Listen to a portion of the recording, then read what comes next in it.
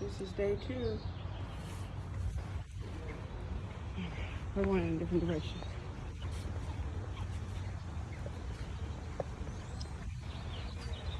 Isn't it so pretty? Oh yeah. This is definitely where we're supposed to be. Because this is my bestie's purple buggy. Why she got it right here, I don't know. Isn't it pretty?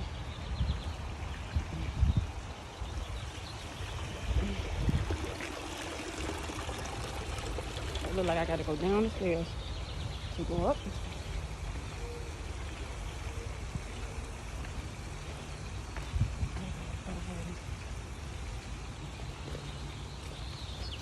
All right, I'm not going.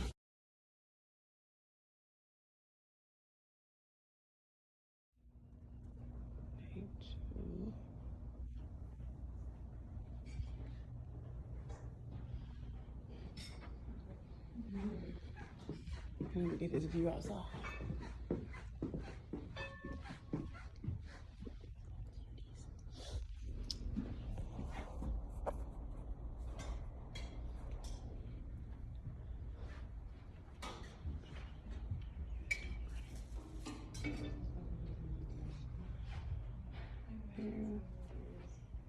Did you ladies make it to yoga? Because I didn't. Yeah. You did.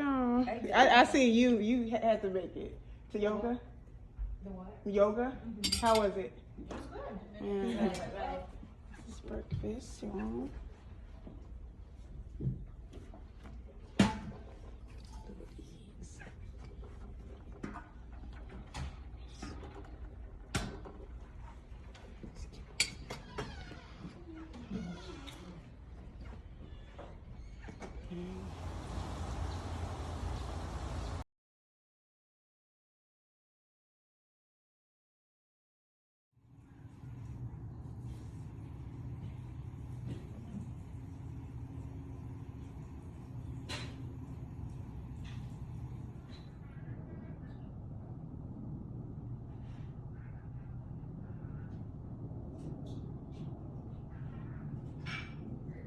Of the child and the family and our coworkers who we're also working with, and it's about calling them in to say, what do you need for this program to be successful? Like, I do know that there's a reading disability in front of me. I do want to work on this, but also, like, oh my gosh, you love race cars. We got to find a race car book series to make this, relevant. We have to and we have to have representation of seeing of pictures in this book looking like a kid like you. Like, we have to actively. These benchmarks, right, are rewards then that show yes, I have successfully taught you something new and I successfully helped you through this, so this is amazing and great.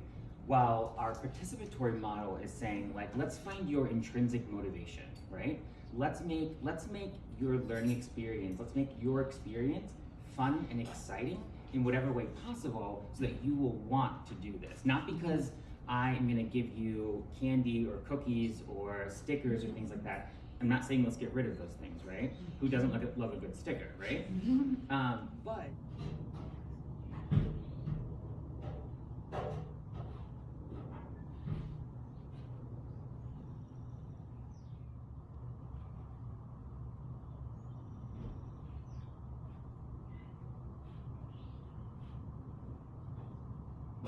Very excited about it. 2 of my favorite people in the world. You just saw 2 of my favorite people. You can see 2 more of my favorite people. I have so many favorite people in this room. So you're going to be truly fortunate to hear from another set of amazing people. Dr. Natalia Bogopaskaya and Brenda Rogers, 2 people who I love and adore. For their heart, first of all, they both have a tremendous heart for young people. One thing that you will notice as a theme for Mzima consultants, not that only that they're very smart and have great experience, they have great hearts, and that's very important for the Mzima consulting firm. We want to make sure that we're doing everything with the intention of love. So these 2 people definitely do that. Dr. Bogopaskaya is an Mzima consultant who understands what it feels like to come to a new country, learn a new language, acclimate, become a new citizen of a new country, bringing their own culture and also learning a new culture. She brings that practice and that experience to her practice, as she was a Russian immigrant, and she said it. Speaks 3 languages, French, Russian, English, working on Japanese. So she's multilingual, extremely wise and smart. Anything you talk to her about, she's gonna cite some research. I'm a person who I may know the research. She'll be able to tell you who said it, when they said it, what article they said it in. I'm like, I don't know all that. That's this scholar. That's Dr. Golupaskaya. I won't do that today. She knows her research in resilience. Her dissertation was on resilience, post-traumatic growth. So she's going to be able to give you that from a true expert background. And she also works in direct service with young people in school. So she works with elementary students, and sometimes, occasionally, she's called in for consultation for students who are speak Russian as a first language. So she also works with some middle school and high school students as well. You're going to learn a lot from her, and I'm just really so fortunate to have her on the Mzima team. Not to mention the fact she keeps me sane. The next person is near and dear to my heart. I must say, she is an Mzima consultant because of her expertise in her heart, and she is also a very dear friend of mine for 25 years. So I know her through and through. She knows me through and through, and we both went to Spelman together. Frenda has spent almost 20 plus years, almost 20 years in Chicago public schools, working as a school social worker and school counselor. Her background is in social work. She's worked in the schools that many people would not go into, but she feels connected to those communities because that is the community that she grew up in. So she is a product of Chicago public schools, West Side. And she used to tell me at Spelman, you never gonna meet anybody from the West Side, because we never leave. So you may meet people from South Side, but we don't ever leave. So, and true to life, I rarely meet people from the West Side of Chicago. Frenda brings with her expertise in so many different areas, but again, because she's worked in schools that had a lot of students, again, that a lot of people had given up on, she understands how to go to the heart of the matter when it comes to trauma, to stress, to family stressors, to life stressors, and actually to be authentic in the way that she loves and connects with young people. So I hope that you all will open your hearts and ears and also continue to share your experiences.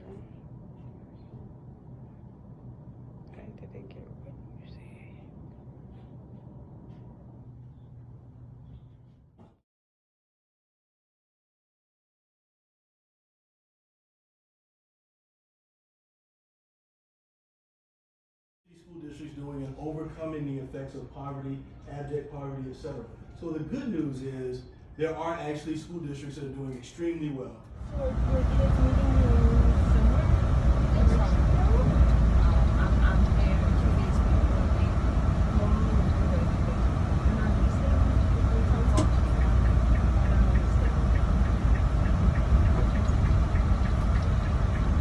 I have 1,000,001 videos from the books.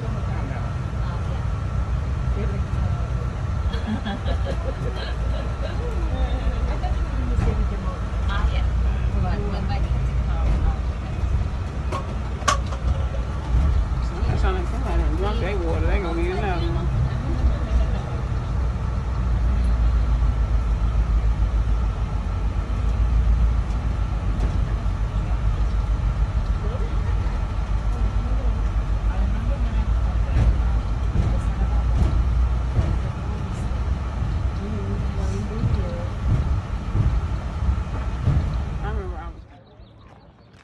Go hiking, y'all.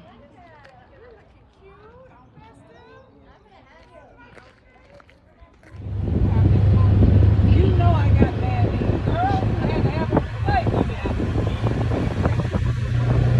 Now, I'll tell you about the It's beautiful. Look at that automobile.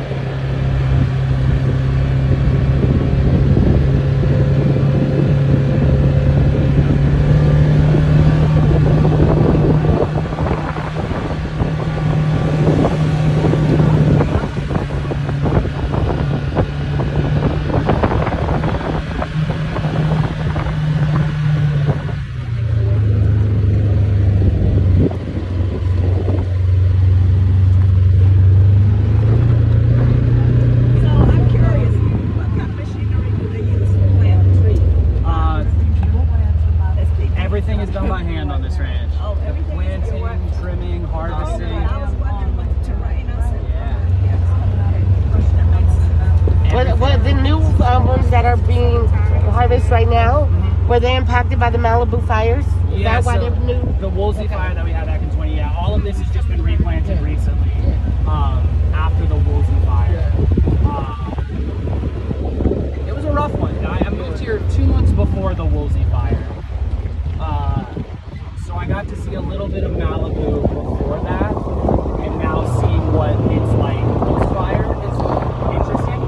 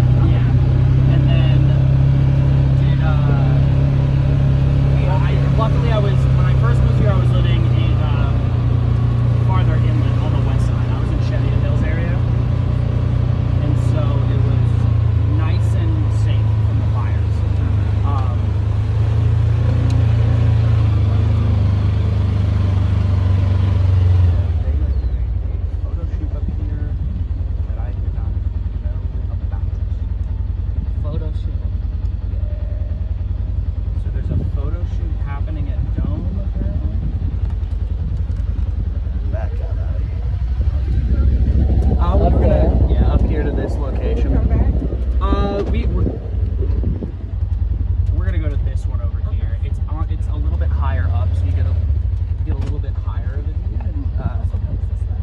Yeah, that's one of our potential first stops. It's my favorite of the first stops, which is why I try to go there, but that's also why I'm doing a photo shoot. But this one is just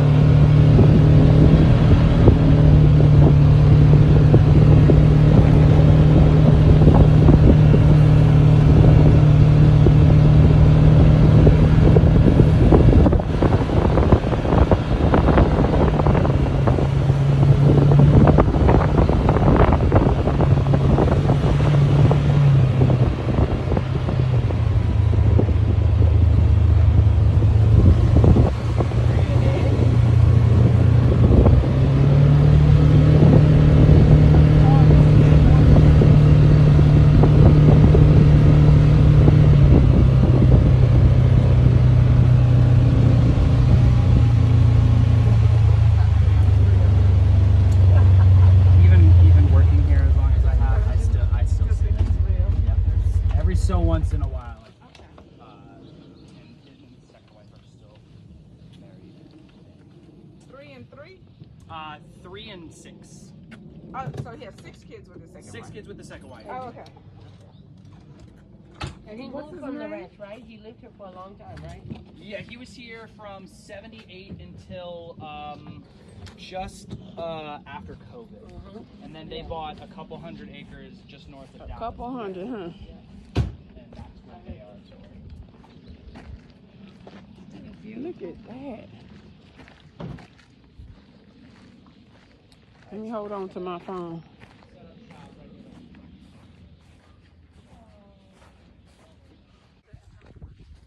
Yeah, that's what I'm gonna take a picture.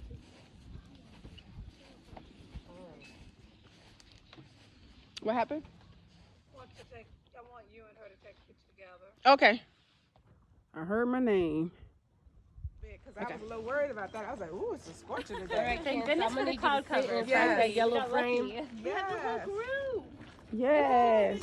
Photo by the frame. We can. Like the little thing, right? It's been a lot. Yeah, so I missed out on a lot. Oh, that's no fun. That's no fun. I can't even imagine. To start off, No, they still do. we got to do a toast. It's 13%. I know. 13.6. You can't forget about that 0.6 now. Okay, Kendra and Chase, we have to add this to our experience. We have a lot of. Good idea.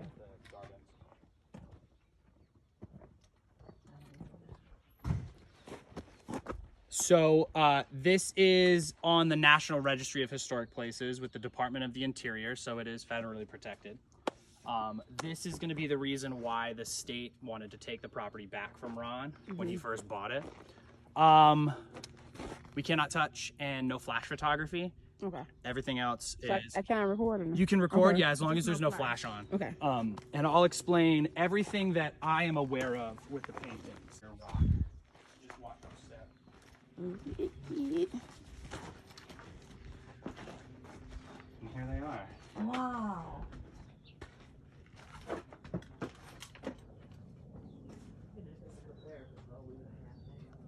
Yeah, you're doing good. You're doing really good. I'm very proud of you. Very proud of you. I'm on my way to recovery. I love it. Keep the journey. Do you know what I hear helps with that? Wine. Really does. Oh boy.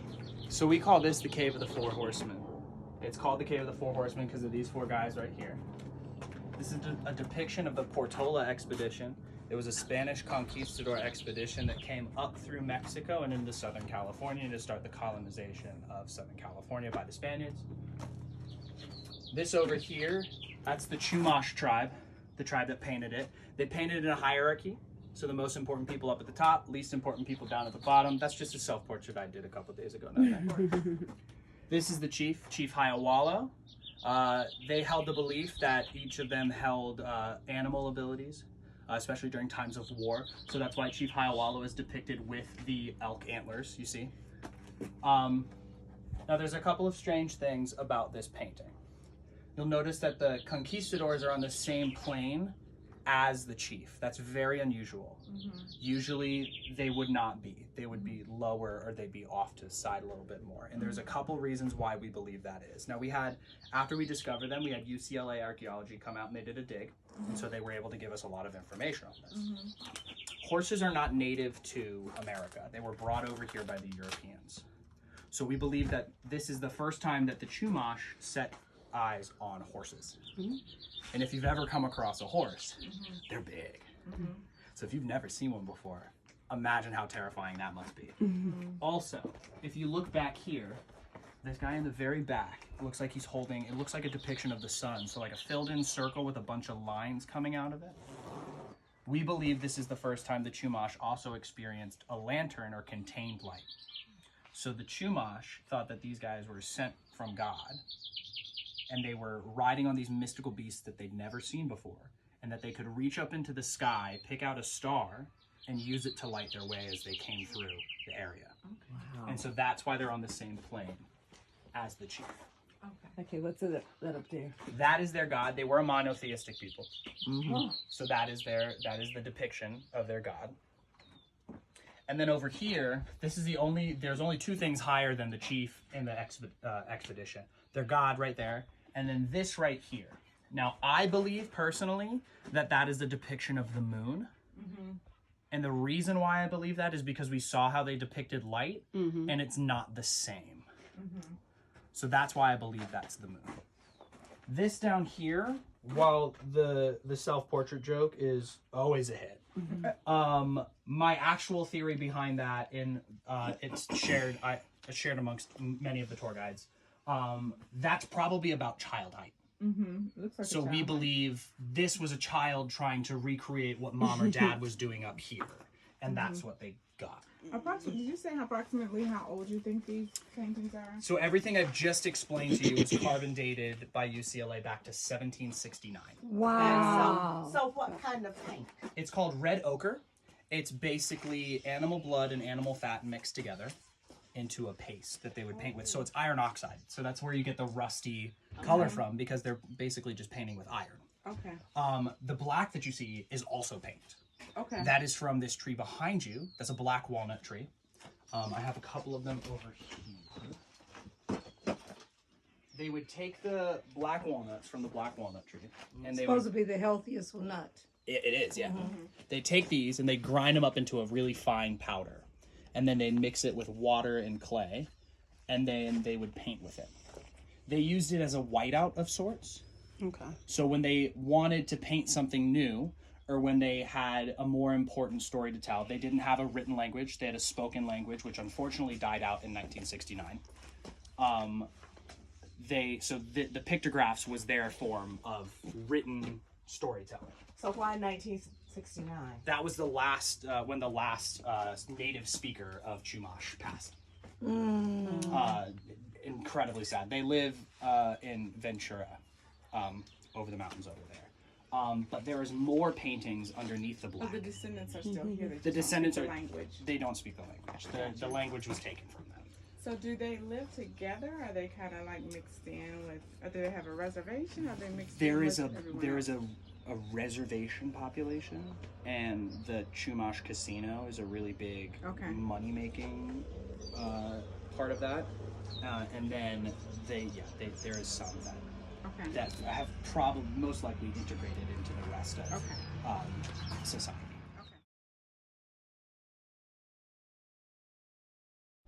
Oh, somebody just said, not today, you ain't finna get it. He said, we are done. I put mine on airplane.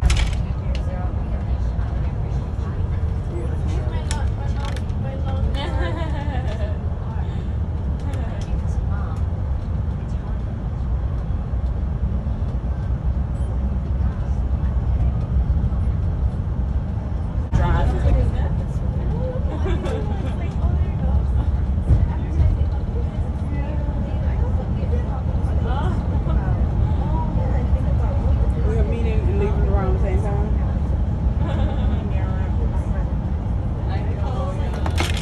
Look at what I saw.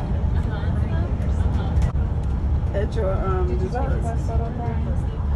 Brian, did you take the bus photo yet? You're gonna say when you get there? Okay.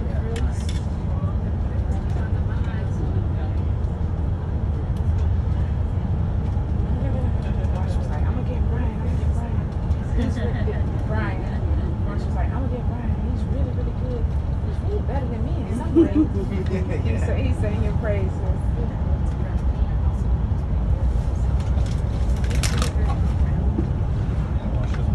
He's very proud of you. He told me the projects you're working on and the suppliers you had, all that. It's like it's nice that he continues to mentor him even after graduation. It's a beautiful thing.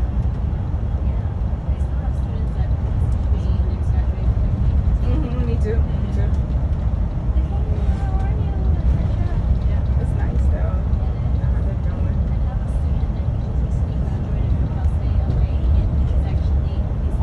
Okay. That's like my story. That's your what? That's like my story. Oh, you I graduated from Casino. I was Okay. in the force for